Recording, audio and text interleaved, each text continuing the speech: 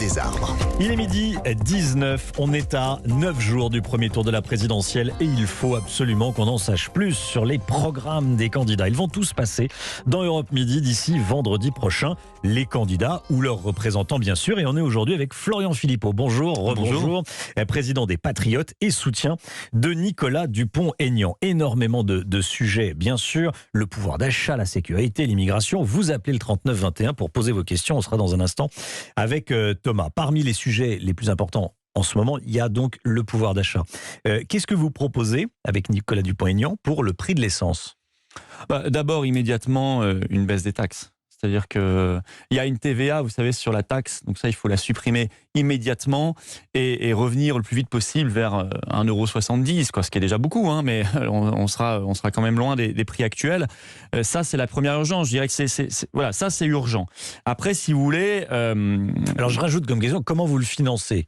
Alors, le financement, il est... Parce que ça coûte très cher de baisser le prix de l'essence. Oui, ça coûte cher, bien sûr. Mais enfin, bon, après, vous savez, quand la consommation ne va pas dans l'essence, mais va ailleurs, vous retrouvez l'argent sous forme de TVA ailleurs, en réalité. Donc, il faut toujours déduire cela aussi. Après, vous savez, on parle en ce moment beaucoup de McKinsey, c'est 1 milliard d'euros par an pour les cabinets de conseil. Ça fait déjà une source d'économie. Mais il y a des sources d'économie très fondamentales. Nicolas Dupont-Aignan parle notamment de la fraude sociale.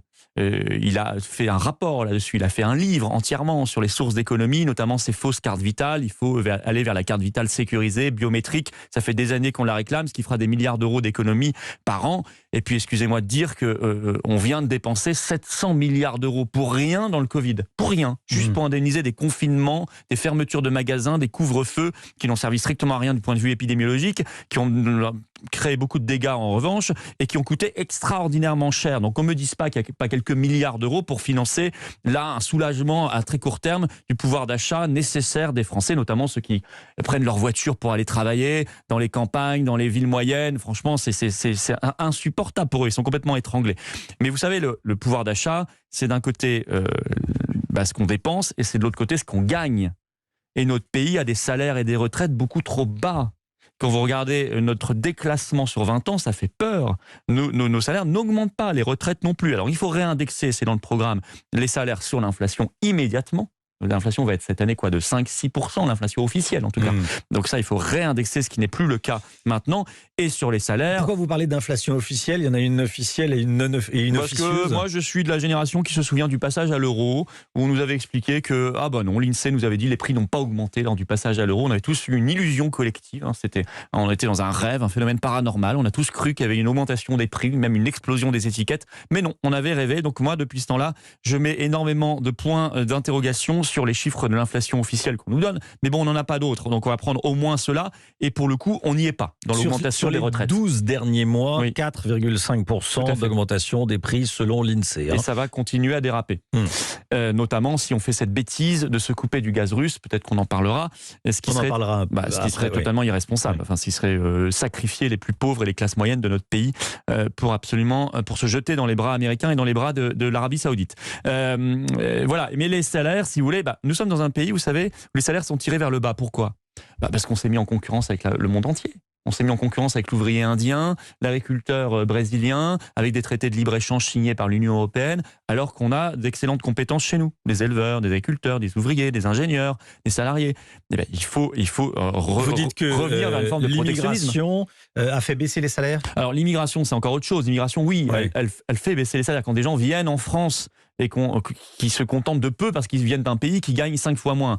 Alors ça, c'est le travail détaché. Il faut mettre fin à tout cela. Ce sont effectivement des sources qui font baisser, des sources de baisse des salaires. Mais je parlais plutôt des traités de libre-échange. Vous savez, quand l'Europe signe des traités où elle dit on va acheter du poulet chloré brésilien, par exemple, ou du bœuf canadien, où on va acheter des denrées ou des produits industriels à l'Inde.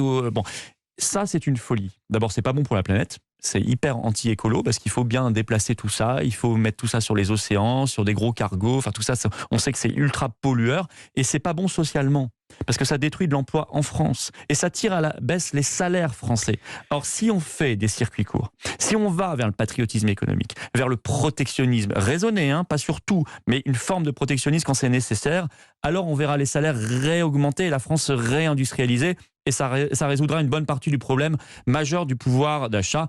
Évidemment, quand je vous dis ça, je suis obligé de poser la question de l'Union européenne. Parce que Tous ces traités sont négociés directement par la Commission européenne. Dans les traités, c'est même une compétence exclusive de l'Union européenne. Les États n'ont même pas leur mot à dire. C'est pour ça que je me réjouis que Nicolas Dupont-Aignan soit le seul candidat parmi les 12 qui pose la question pendant son quinquennat aux Français par référendum de notre appartenance à l'Union européenne. Vos questions au 39-21 à Florian Philippot qui soutient Nicolas Dupont-Aignan. On est en direct avec Thomas. Bonjour Thomas. Oui, bonjour. Alors vous avez 39 ans, vous travaillez dans les réseaux sociaux. Quelle est votre question ? Alors ma question, à la base, devait être dirigée vers un représentant de la France Insoumise, puis il y a eu un changement de programme apparemment et un peu de confusion au standard. Donc j'avais une question sur une solution qu'avait Jean-Luc Mélenchon, mais je vais la reformuler pour Monsieur Philippot. Sur le financement justement de la baisse de l'essence ou des taxes, Mélenchon veut faire peser ça sur Total directement, sur ceux qui sont les bénéficiaires. Qui produisent des bénéfices. Hein, voilà, c'est ça. Donc est-ce que ce serait pas aussi, plutôt que de toujours faire peser sur le consommateur, enfin sur l'État, et finalement sur nous, parce que c'est nous qui finançons l'État via l'impôt, d'aller chercher l'argent directement sur les sociétés qui en font aussi un grand bénéfice. Et voilà, est-ce que c'est faisable, est-ce que c'est légal, et surtout est-ce que ce serait suffisant, est-ce qu'il y aurait suffisamment d'argent à récupérer ? Il y a des bénéfices. Après, les entreprises ont besoin de bénéfices. Mais merci beaucoup Thomas pour votre question. Florian Philippot. Oui, merci pour votre question. Moi, j'ai depuis des années défendu la surtaxation en période d'énergie chère des grands groupes pétroliers et gaziers. Donc, je reprends évidemment cette proposition à condition de s'assurer d'un mécanisme que ces groupes ne répercutent pas sur le consommateur cette taxe.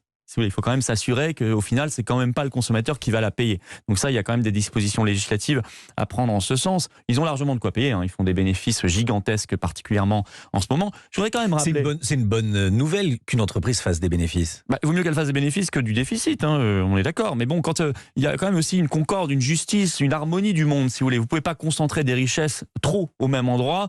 Et quand les autres sont démunis, il faut rétablir une forme d'équité, de justice. Ça, c'est le rôle de la puissance publique, notamment par l'impôt. Donc évidemment, ça, on peut le faire. Je voudrais quand même rappeler que ces boîtes, la Total d'ailleurs a absorbé un moment, je ne sais plus, il y a quelques années, Elf. Vous savez, il y avait aussi Elf, une autre compagnie pétrolière française. Bon, c'était des entreprises publiques. On les a privatisées dans les années 90. On a oublié tout ça. Mais c'était une aventure public. Avec Nicolas Dupont-Aignan, vous nationalisez ? Non. On ne peut pas le faire là maintenant, ça coûterait une fortune extraordinaire parce qu'entre-temps, ces boîtes par capitalisation boursière ont explosé, donc ça coûterait beaucoup trop cher. Mais en tout cas, qu'on réfléchisse à remettre le secteur énergétique dans le champ public parce que c'est un secteur ultra stratégique. Moi, ça ne me paraît pas du tout aberrant. Et c'est pour ça que je soutiens la renationalisation à 100% d'EDF. J'ajoute un dernier point très important, il faut arrêter avec le marché européen de l'électricité. On paye notre électricité beaucoup trop cher, alors que nous, on a la chance d'avoir le nucléaire qui fait qu'on paye pas cher, on produit pas cher. Or, on s'est connecté au réseau allemand de gaz, pour faire simple, ce qui fait qu'on paye 4 fois le prix. C'est délirant. Vous voyez, un autre problème de l'Union européenne. Midi 27, on est avec Florian Philippot qui soutient Nicolas Dupont-Aignan. Vous appelez le 3921, vous allez sur les réseaux sociaux avec le hashtag Europe Midi pour poser vos questions sur le programme de Nicolas Dupont-Aignan aujourd'hui. Restez bien avec nous, à tout de suite. Midi 32, on est à 9 jours du premier tour de la présidentielle. Il faut absolument qu'on en sache plus sur les programmes des candidats. Ils vont tous passer dans Europe Midi d'ici vendredi prochain, les candidats ou leurs représentants. Et on est aujourd'hui avec Florian Philippot, président des Patriotes et soutien de Nicolas Dupont-Aignan. On a parlé du pouvoir d'achat. On va parler à présent de sécurité, Florian Philippot.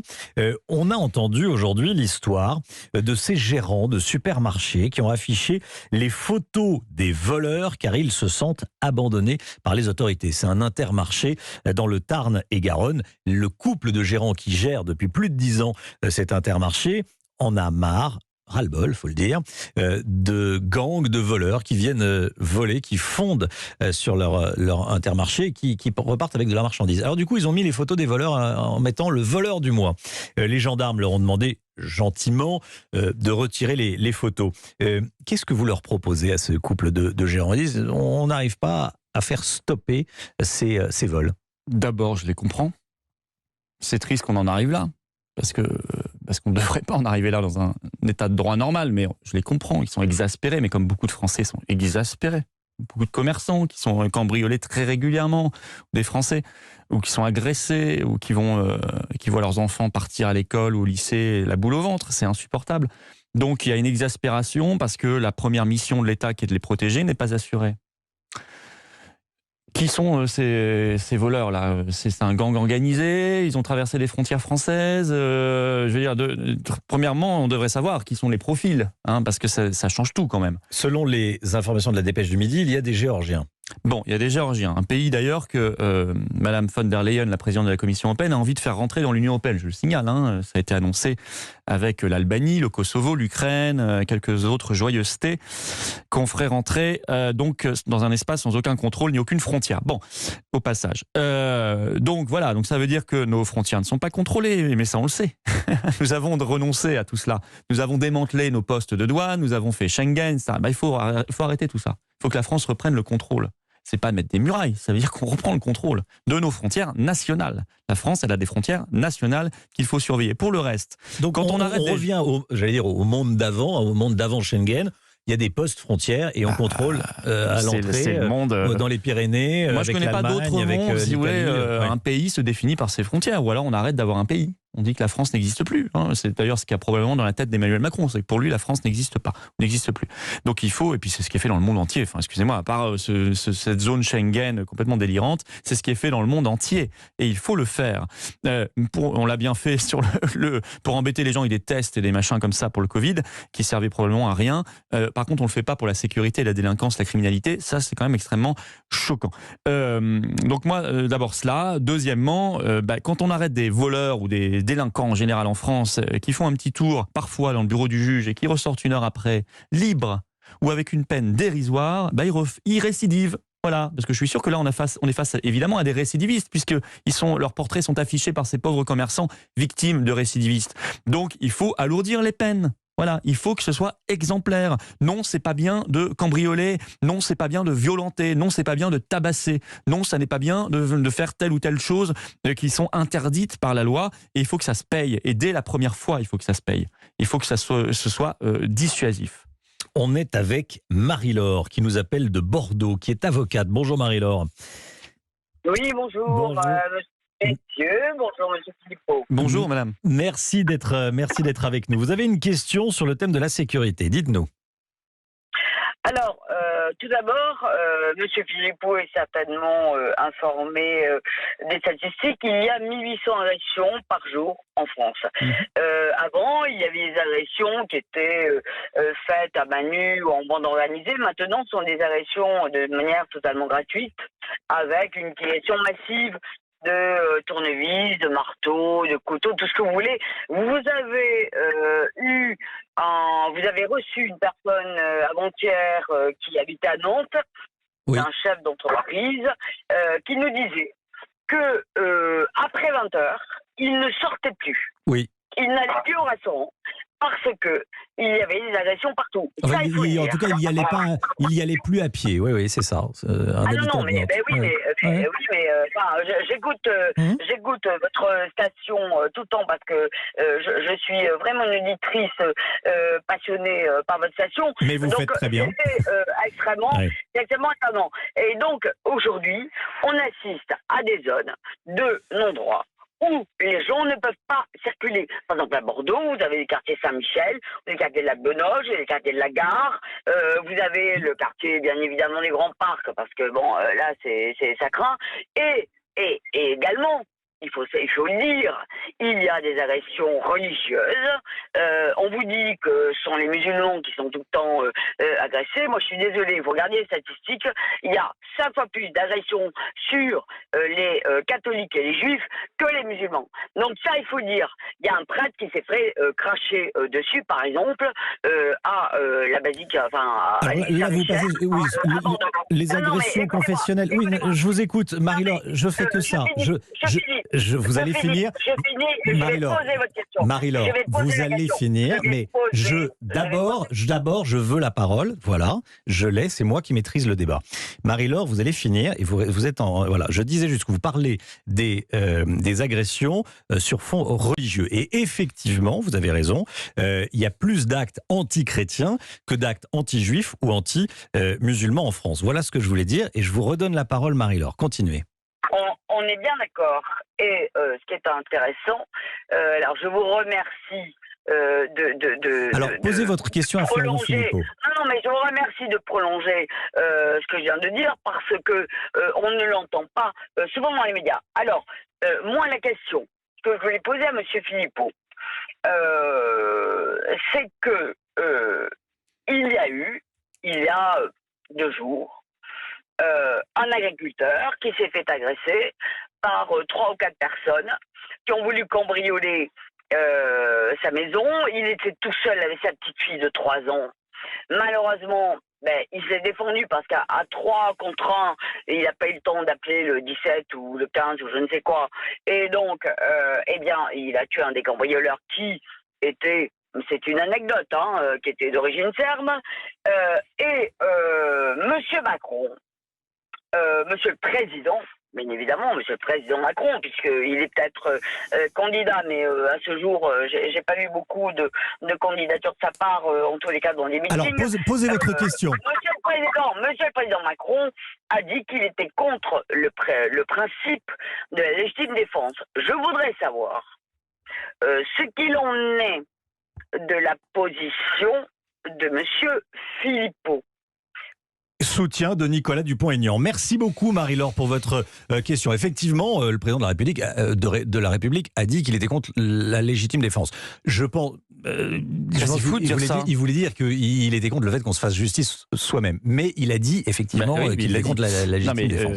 Monsieur Macron, il commence sa campagne en étant un peu agité. Il dit un peu n'importe quoi en fait. Je ne sais pas ce qu'il a. Je pense qu'il est un peu stressé, probablement par les histoires de McKinsey, tout ça. On le sent pas serein là-dessus. Ce qui fait qu'il arrive à dire n'importe quoi. La légitime défense, c'est dans notre droit depuis très longtemps, et heureusement.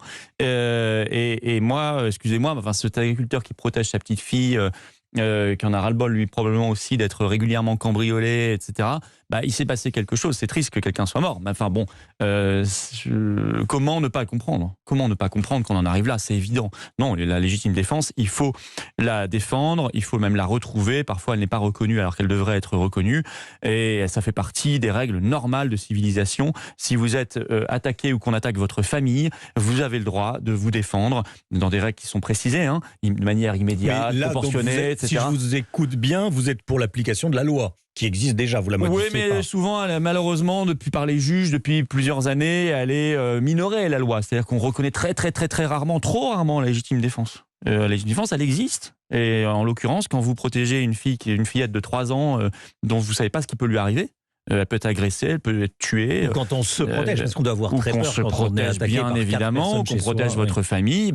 Dans ce cas-là, vous venez cambrioler quelqu'un, il y a des enfants, et ça se passe mal pour vous. Je suis désolé, au bout d'un moment, c'est votre responsabilité, quoi. Vous n'aviez pas à aller cambrioler les gens, arriver avec une arme chez les gens. Ça peut, dans ce cas-là, se passer mal. Et moi, je vais pas pleurer une larme, verser une larme sur ces cambrioleurs qui viennent pourrir la vie des autres. Mais après, évidemment, il y a une loi. C'est pas la loi de la jungle non plus. Il faut qu'il y ait une loi. Il faut que ce soit la justice, la police, la gendarmerie qui fassent le boulot.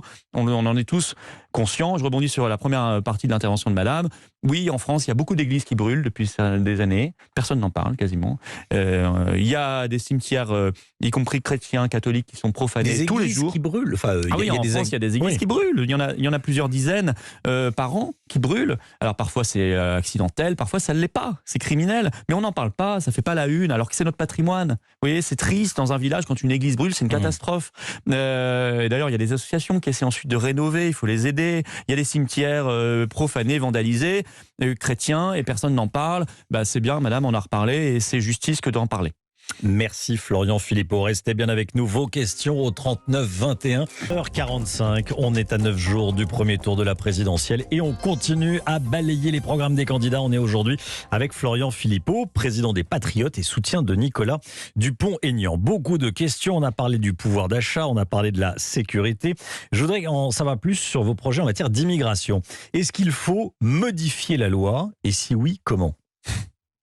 C'est-à-dire que l'objectif, c'est qu'il faut réduire très considérablement les flux migratoires, qu'ils soient légaux ou clandestins. Alors clandestins, il faut même les ramener à zéro puisque c'est illégal, mais même légaux, ils sont extrêmement importants. Je mets de côté, si vous voulez, les étudiants qui viennent en France. Alors il faut vérifier qu'ils ne font pas partie de fausses filières, de faux étudiants, enfin de filières réelles pour le coup, de faux étudiants. Mais sinon, évidemment, qu'il y ait des étudiants étrangers qui viennent en France, ça c'est pas un problème. Ça peut être même être un rayonnement pour notre pays. Mais pour le reste, excusez-moi, on déborde. Enfin, c'est le trop-plein. On ne peut pas continuer dans ces conditions-là, à plein de points de vue, économique, point de vue social, point de vue sécuritaire, point de vue même de ce que nous sommes. Vous proposez quoi alors, des quotas ? Non. Je pense qu'il faut reprendre le contrôle sur cette affaire-là. Le grand non-dit de cette élection présidentielle, c'est que de toute façon, 80% de la politique d'immigration n'est pas gérée par la France aujourd'hui. Elle est gérée par le droit communautaire et par la jurisprudence de la Cour européenne des droits de l'homme. C'est tout. Donc, tant que nous n'avons pas repris le contrôle sur la politique de l'Union européenne et la CEDH, en quittant la CEDH. La Cour européenne des droits de l'homme. Oui, mais ça, il faut la quitter absolument. Ça nous impose de garder sur notre territoire y compris des terroristes condamnés en France, qu'on n'a pas le droit de rapatrier, par exemple en Algérie. Il y a eu des cas célèbres de la jurisprudence récente de la CEDH. C'est insupportable. Elle impose le regroupement familial. Pareil pour l'Union européenne. Donc, aux Patriotes, nous, on veut quitter ces instances-là. Et Nicolas Dupont-Aignan, sur l'Union européenne, il fait un référendum, je vous l'ai dit. Donc, il laisse le choix. Et c'est le seul candidat qui fait ce référendum. Il laisse le choix aux Français. Parce que tant qu'on n'a pas fait ça, tant qu'on n'est pas souverain, on n'a pas repris le contrôle de sa politique migratoire. Alors, on va s'agiter avec des slogans. Tout le monde, les candidats qui vont s'agiter sur leurs chaises là pendant la campagne avec des slogans très durs contre l'immigration. Mais en réalité, ça donnera quoi au pouvoir ? Ça donnera ce qu'a fait Sarkozy en 2007, c'est-à-dire rien du tout. Rien du tout, parce qu'il n'a pas le contrôle. Il faut reprendre le contrôle et il faut donc réduire considérablement les flux familiaux, de travail, d'étudiants, tous les flux. Et je ne parle même pas de l'asile qui, pour le coup, est complètement dévoyé. L'asile dévoyé, parce qu'il y a des personnes qui n'ont pas droit au droit d'asile, qui le savent et qui font des demandes. C'est juste de l'immigration économique la plupart du temps et qu'on transforme en asile. Ça n'est pas correct. Est-ce que vous remettez en cause le droit du sol ? En outre-mer, de manière évidente. Parce que c'est vital. Il y a des territoires comme Mayotte ou même la Réunion de plus en plus, ou la Guyane aussi qui sont complètement submergés. Donc là, il faut absolument le supprimer totalement. Pour le reste, écoutez, il faut restreindre les conditions de naturalisation et d'obtention de la nationalité. Il faut les durcir. C'est pas n'importe quoi d'être français. C'est une exigence, c'est un honneur, c'est une fierté. Aujourd'hui, ça se distribue comme un papier administratif. C'est totalement choquant et totalement anormal. Nicolas Dupont-Aignan a dit qu'il voulait également revoir l'abattage rituel. Il n'y aurait plus de viande cachère, ni de viande halal. C'est ce qu'on appelle l'abattage sans étourdissement, qui est une souffrance animale terrible. Il faut voir les images. Ça, c'est indigne. Vous savez, on juge le degré d'avancement d'une civilisation, la manière dont elle traite les animaux. Et la loi aujourd'hui impose l'étourdissement avant d'abattre les animaux, sauf dérogation religieuse. Et vous vous retrouvez donc parfois dans des régions 100% des abattoirs qui sont dans la dérogation. Donc la dérogation est devenue la norme. Il faut revenir là aussi à quelque chose de normal. Oui, il faut. Alors vous savez qu'on avait discuté, enfin pas moi, mais ça a été discuté avec des autorités religieuses qui étaient d'accord pour dire on peut quand même considérer que ce sera bon du point de vue religieux, valide, mais avec étourdissement. Poursuivons dans cette voie, comme ça il n'y aura pas de perdant. Vous pourrez continuer, si vous le souhaitez, à avoir votre nourriture valide religieusement, mais ce sera bon du point de vue de la protection animale. C'est un des enjeux de la protection animale. Vous avez vu que Brigitte Bardot a apporté son soutien à Nicolas Dupont-Aignan, il y a quelques jours là sur les réseaux sociaux. Et elle a dit, il travaille pour les animaux. C'est vous qui l'avez appelé ? Non. Moi je connais Brigitte Bardot aussi. J'aime beaucoup Brigitte Bardot. Oui, mais non. Brigitte Bardot, elle a vu le programme de Nicolas Dupont-Aignan. Elle a dit, il est défenseur des animaux. Lui, c'est pas rien ce sujet des animaux. C'est même pour moi essentiel. Et pour lui aussi. Surtout pour lui, qui est candidat. Quel candidat ? Nicolas Dupont-Aignan. 12h50. On est en ligne avec Laurent. Bonjour Laurent. Oui, bonjour. Vous avez une question à poser à Florian Philippot. Exactement. Bonjour, monsieur Philippe. Bonjour, monsieur. En fait, ma question, elle sera très succincte. Par rapport à la situation en Ukraine, quelle est votre position vis-à-vis de la démarche de monsieur Poutine en Ukraine? Que dites-vous aux Français qui nous écoutent? Et j'aimerais, s'il vous plaît, monsieur, avoir une réponse claire. Est-ce que vous cautionnez, oui ou non, l'action de monsieur Poutine vis-à-vis du peuple ukrainien? Merci beaucoup.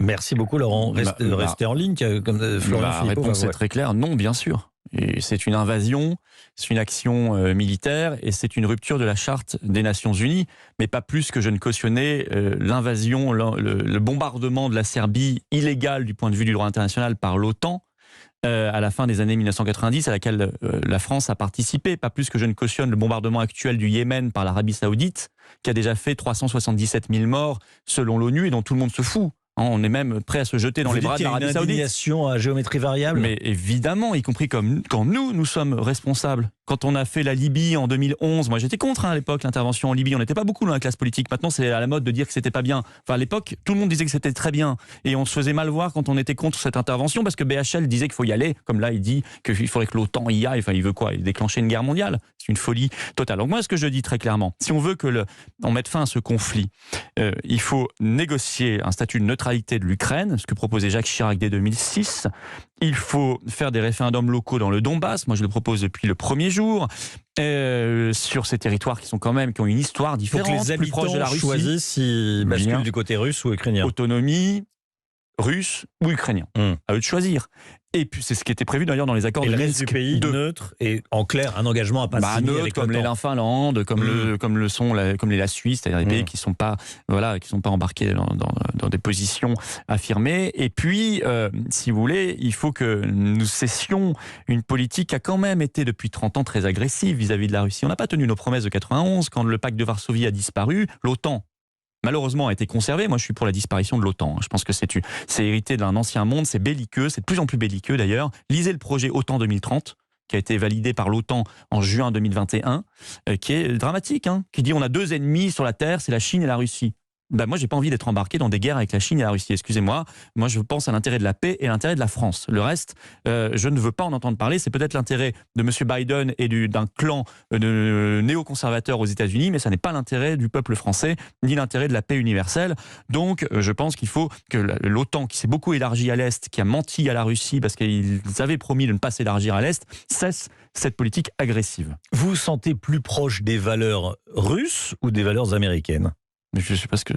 Alors, qu'est-ce que ça veut dire? Parce que si vous voulez, je suis sûr qu'à l'intérieur de la Russie, il y a des Russes hyper différents les uns des autres, et à l'intérieur des États-Unis, il y a des Américains hyper différents. Est-ce que vous vous sentez plus les uns des autres de Joe Biden ou de Vladimir Poutine? Alors, j'ai le droit de dire que je ne choisis pas. Alors, non, mais parce que je pense que Joe Biden est beaucoup plus sénile que Vladimir Poutine. Mais après, Vladimir Poutine, il est russe, il est dans le monde russe, c'est pas le monde français. Je me sens plus proche du général de Gaulle, mais il est mort malheureusement. Oui, ça, je vous confirme.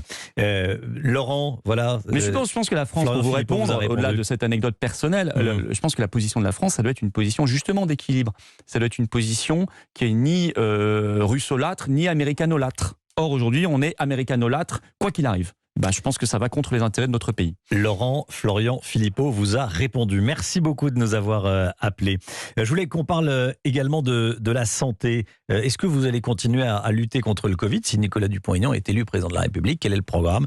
Comment est-ce que vous luttez contre l'épidémie de Covid? C'est-à-dire qu'on pourrait peut-être commencer à lutter, parce que pour l'instant, qu'est-ce qu'on a fait? On a enfermé les gens chez eux, on a mis des passes qui n'avaient aucun sens d'un point de vue épidémiologique, mais qui créaient des situations d'apartheid absolument scandaleuses du point de vue des valeurs et des principes. On a assumé d'emmerder, comme dit le président de la République, des millions de Français. On a jeté sans revenu, même pas au chômage, parce qu'ils n'ont même pas le droit au chômage, des dizaines de milliers de travailleurs, infirmières, pompiers, gendarmes, militaires, aides-soignantes, personnel administratif, médecins, opticiens, il y en a plein, qui sont aujourd'hui suspendus. On a imposé aux gamins le masque 6 heures par jour à l'école, sans que ce ait le moindre intérêt épidémiologique là aussi, alors que ça a eu des conséquences par contre psychologiques gravissimes. Donc on va peut-être autoriser les traitements. traitement. On va peut-être s'intéresser à remettre le médecin traitant au centre du dispositif. On va peut-être réouvrir des lits à l'hôpital et réembaucher des infirmières. On va commencer d'abord par réintégrer les personnels suspendus.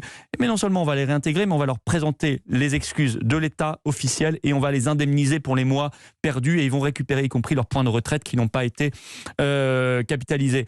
Donc, si vous voulez, c'est ça une politique, s'intéresser au traitement, réouvrir des lits alors que Macron en a fermé 17 000 à l'hôpital et arrêter, prendre l'engagement qu'il n'y aura plus jamais en France de passe sanitaire ou de passe vaccinal, plus jamais de masque obligatoire, notamment pour les gamins à l'école, plus jamais de personnel suspendu qu'on va réintégrer, plus jamais de confinement. Nicolas Dupont-Aignan le rend anticonstitutionnel dans son programme. C'est le seul candidat qui dit cela. Et nous pourrons alors commencer à retrouver une politique qui est vraiment sanitaire, alors qu'aujourd'hui, c'est une politique qui n'est pas sanitaire. C'est une politique idéologique de gestion des masses, de gestion des peuples, qui traite les peuples comme du bétail. On a été traité comme du bétail par M. Macron, sous influence probablement de McKinsey et de Pfizer pendant 2 ans. Et c'est une indignité totale. Il faudra creuser aussi cette affaire. Aller chercher la corruption là où elle était, aller chercher les conflits d'intérêts là où ils étaient, notamment avec tous ces médecins de plateau de télé qui se sont pendant 2 ans pavanés sur les plateaux au lieu de bosser dans leurs hôpitaux et qui avaient des conflits d'intérêts monumentaux avec tous les laboratoires. Florian Philippot, qui sera le ministre de la... Ah, il y a la petite musique, une petite dernière question. Qui sera le ministre de la Santé si c'est Nicolas Dupont-Aignan? Il a dit que ce serait... Oui, j'ai la réponse. Bah, vous avez la réponse. C'est Didier Raoult. Mais bon, je voulais vous entendre c'est-à-dire que c'est Nicolas Dupont-Aignan nous en dire plus. Qui l'a dit. Il a dit qu'il aimerait que ce soit Didier Raoult. Ministre de la Santé. À titre personnel, je trouve que c'est une brillante idée. Une brillante idée. Merci beaucoup, Florian Philippot. Merci à vous.